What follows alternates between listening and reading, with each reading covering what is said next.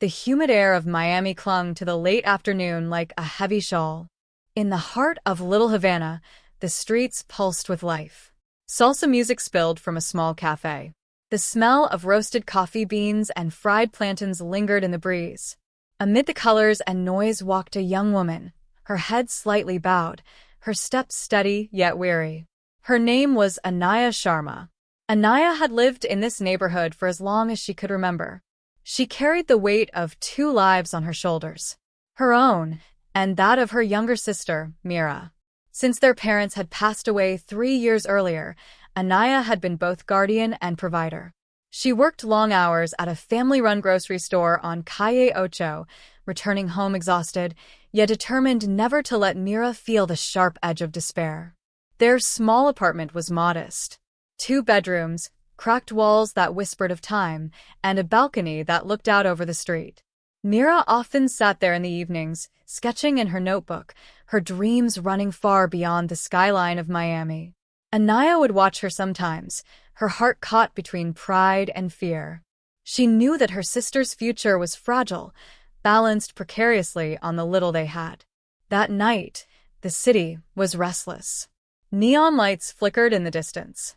Anaya placed her bag down, rubbed her temples, and let out a long breath. Mira rushed to her side with excitement in her eyes. "There's something happening in the community center," Mira said, her voice tinged with curiosity. "A new program for women. People are saying it could help families like ours." Anaya's first instinct was doubt. She had heard promises before, words that vanished into thin air. Miami was filled with schemes that looked good on paper, but never reached those who needed them most. Yet, she saw the spark in her sister's eyes. A spark that reminded her of hope, a fragile ember she had almost forgotten. Reluctantly, Anaya agreed to go with her. The community center stood only a few blocks away, painted in fading pastel blues. That evening it was buzzing with life. Flyers were being handed out, and a crowd had gathered inside the hall. On the banner above the stage were the words, "Ladki Bayan Yojana." The room hushed as a woman took the microphone. Her voice was calm, measured, and reassuring. She spoke about support for women, about monthly financial aid, and about opportunities for those who carried the responsibility of family on their shoulders. As Anaya listened, a quiet tension built within her.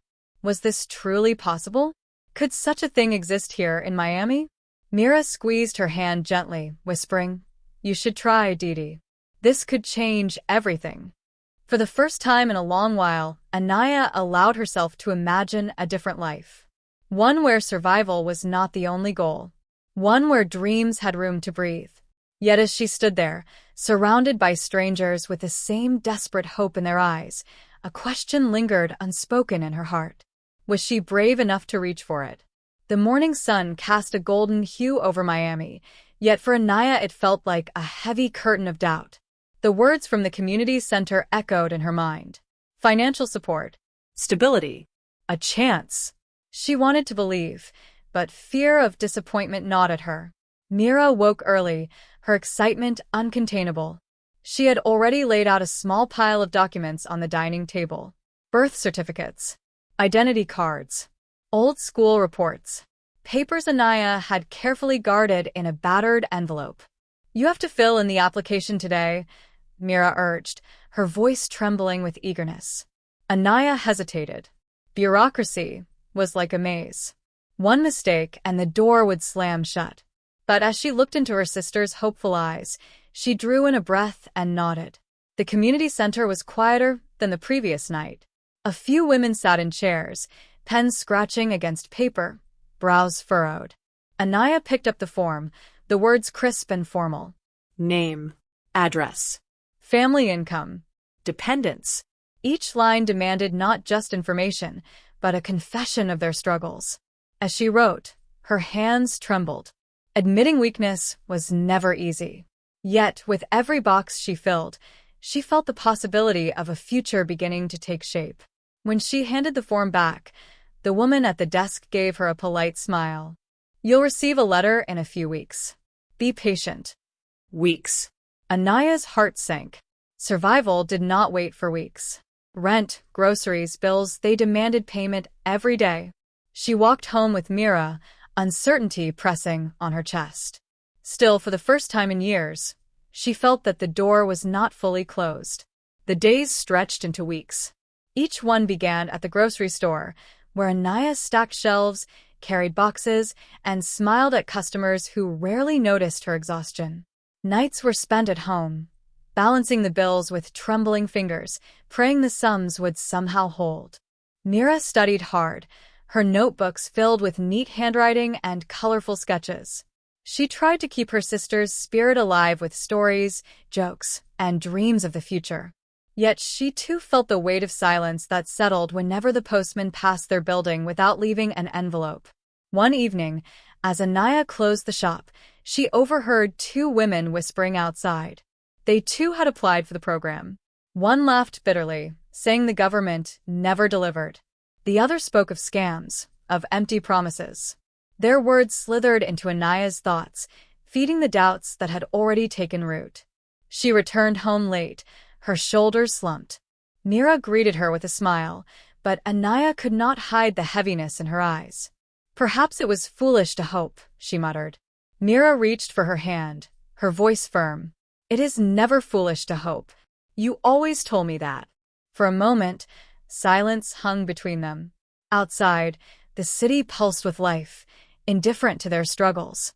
Inside, a fragile thread of faith held them together. It was a Friday morning when the knock came. The postman handed over a thin white envelope, the government seal stamped across it. Anaya froze, her breath catching in her throat. Mira's eyes widened with anticipation. Together they sat at the kitchen table. Anaya's hands shook as she tore the envelope open. The words inside blurred before her eyes. Approved. Conditional. Interview required. Relief and fear collided within her chest. She was one step closer, but the road was far from over. The letter demanded her presence at the county office the following week for verification and questioning. Mira clapped her hands with joy. This is it. You're almost there. Anaya, however, felt her stomach twist. What if she said the wrong thing? What if they decided she was unworthy? The letter was both a promise and a test, and the outcome could change their lives forever. The county office was a cold, sterile building of glass and steel, so different from the vibrant streets of Little Havana. Anaya walked through its halls with trembling steps, clutching a folder of documents to her chest. Mira had begged to come, but Anaya insisted she stay at school. This was her burden to carry. Inside a small room, a woman in a gray suit sat across from her, eyes sharp but not unkind. The questions began. Income, expenses, family history, responsibilities. Anaya answered truthfully, though each word felt like a confession of her struggles. Why do you believe you should receive this support? The woman asked. Anaya hesitated, then lifted her chin. Because my sister deserves a future. Because I cannot do it alone anymore. The room was silent. The woman's pen scratched across paper. Finally, she nodded. We will review your case. You will be notified by post. Anaya left the office with her heart pounding. The waiting would begin again. But something inside her had shifted. For the first time, she had spoken her truth aloud, and she had not been broken by it. Miami's summer storms arrived with fury.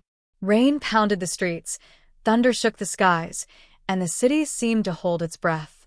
Inside their apartment, the sisters clung to routine. Anaya worked. Mira studied. The letter did not come. Each day stretched longer, the silence heavier. Neighbors spoke of delays, of files lost, of promises forgotten. Anaya began to fear the worst. At night she lay awake, listening to the rain against the window, wondering if hope was slipping through her fingers once more. Yet Mira refused to surrender. She kept her drawings pinned to the wall, images of a future bright with possibility. She told Anaya stories before bed, stories where women like them triumphed, where doors opened instead of closing. Slowly, those stories became a lifeline.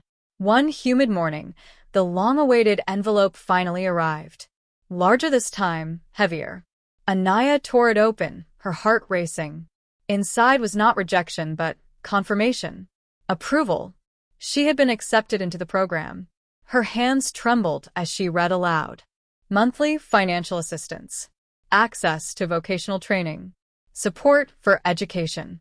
The words felt unreal, like a dream spoken into reality.